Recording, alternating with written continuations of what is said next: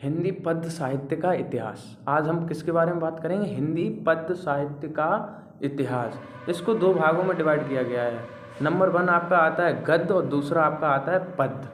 तो पहला इसका जो गद्य में क्या हुआ, पहले आपको बताया जाएगा आदिकाल के बारे में। तो आदिकाल का जो समय मतलब समयावधि जो उसकी मानी गई है वो सन 769 ईस्वी से 1343 ईस्वी के मध्य में माना गया है। तो किसी ने संवत में बताया कि 1050 से 1375 विक्रमी तक।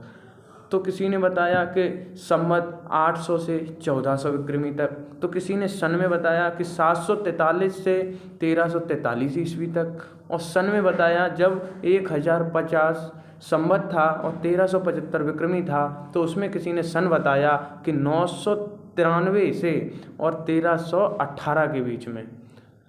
तो इसका फिर नामकरण हुआ, आदिकाल का नामकरण हुआ। तो इसके नामकरण हुए तो सभी ने मतलब हजारी प्रसाद द्विवेदी, आचार्य रामचंद्र शुक्ल, राहुल सांकृत्यायन, विश्वनाथ प्रसाद मिश्र, राम कुमार वर्मा, महावीर प्रसाद द्विवेदी, मोहन अवस्थी, चंद्र शर्मा गुलेरी, धर्मेंद्र वर्मा, मिश्र बंधुओं ने, जॉर्ज ग्रियर्सन ने, सभी ने इसका अलग अलग नामकरण किया।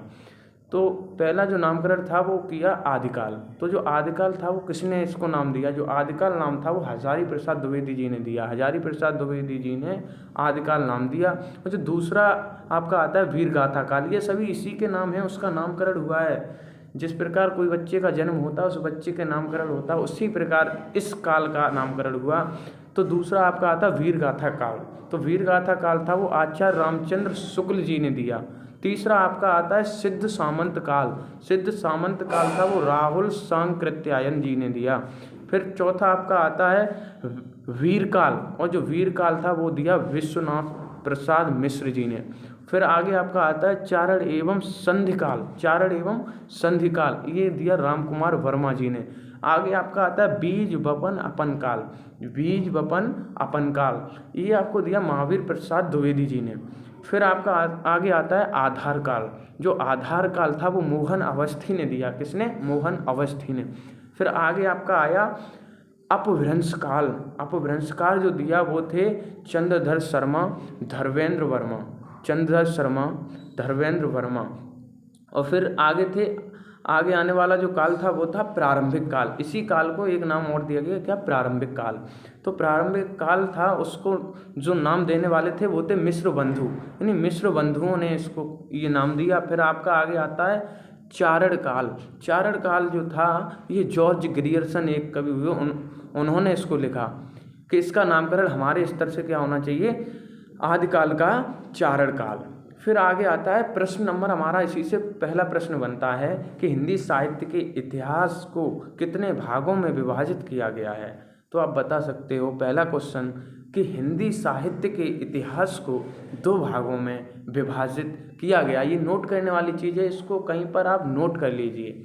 जैसे ये क्वेश्चन आगे आपके हाई स्कूल में और आगे 12th में ये आपके फंसेंगे हैं बोर्ड के एग्जाम में। तो उसमें बताया गया कि हिंदी साहित्य का जो इतिहास है उसको 2 भागों में विभाजित किया गया, जिसमें पहला आपका आता है गद्य साहित्य का इतिहास और दूसरा आपका आता है पद्य साहित्य का इतिहास। कौन सा? पद्य साहित्य का इतिहास। तो आपका दूसरा क्वेश्चन आगे ये आपका हो गया एक, और दूसरा क्वेश्चन और है वो मैं आपको बताऊं कि हिंदी पद्य साहित्य के इतिहास को कितने भागों में विभाजित किया गया। जो अब आ गया उसमें से पहला, हिंदी पद्य साहित्य के इतिहास को कितने भागों में विभाजित किया गया है। तो आप बता सकते हैं इसको कि हिंदी पद्य साहित्य के इतिहास को 4 भागों में विभाजित किया गया है। कितने भागों में? 4 भागों में। तो पहला आपका था आदिकाल, जिसको हम वीरगाथा काल भी कह सकते हैं। दूसरा था भक्ति काल। जो भक्ति काल का जो संबंध यानी जो उसका जो समयावधि रही वो रही 1400 से लगभग 1700 विक्रमी तक। और इसको जैसे सन में डिवाइड करना है तो वो था 1343 ईस्वी से 1643 ईस्वी तक। फिर आगे आपका संबंध में किसी ने और दिया है कि 1375 से 1700 विक्रमी तक, और किसी ने इसको सन में डिवाइड करके बताया कि 1318 ईस्वी से 1643 ईस्वी तक। और फिर आपका आता है रीतिकाल। तीसरा आपका पॉइंट है रीतिकाल। जब इसको 4 भागों में डिवाइड किया गया तो हमने आपको 2 बता दिए। तो आपका तीसरा जो पॉइंट है वो है रीतिकाल, जो है संवत 1700 से 1900 विक्रमी तक माना जाता है, जिसकी सन है 1643 ईस्वी से 1843 ईस्वी तक। फिर आपका आगे आता है आधुनिक काल। आधुनिक काल, तो आधुनिक काल 1900 से अब तक, 1900 से अब तक यानी 1843 ईस्वी से अब तक। 1900 में जो था वो आपका संवत में दिया गया, 1900 संवत से अब तक। और यदि कोई पूछता है इसकी जो सन है वो सन आपको बतानी है 1843 से अब तक।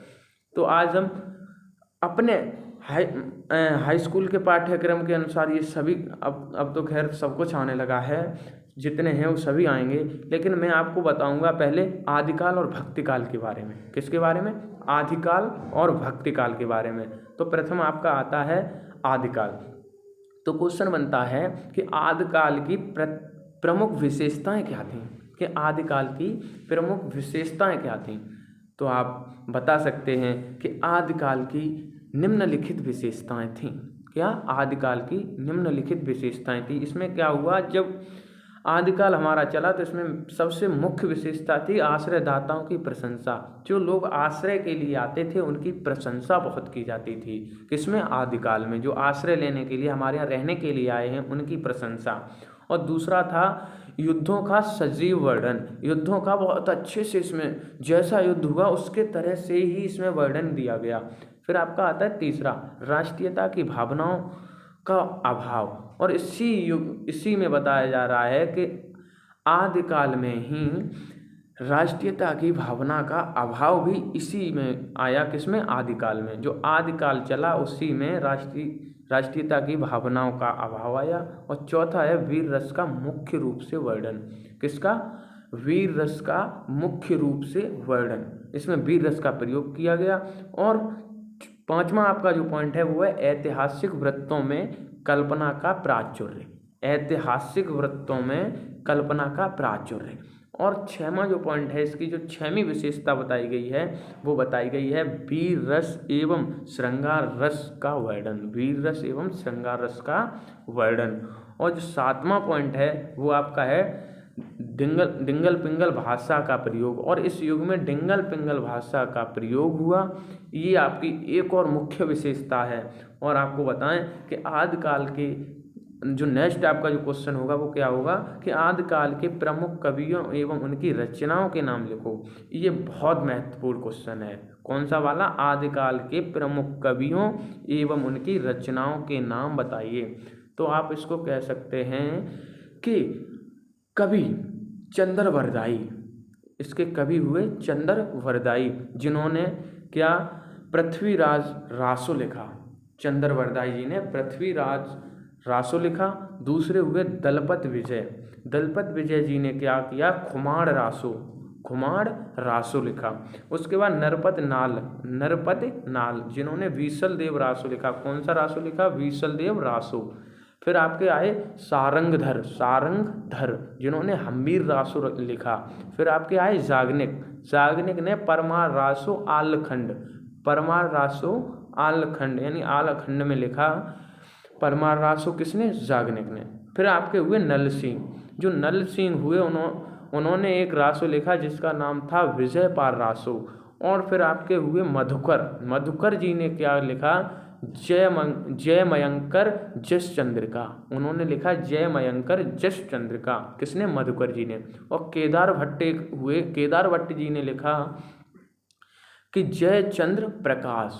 कौन सा? जय चंद्र प्रकाश। किसने लिखा? केदार भट्ट जी ने।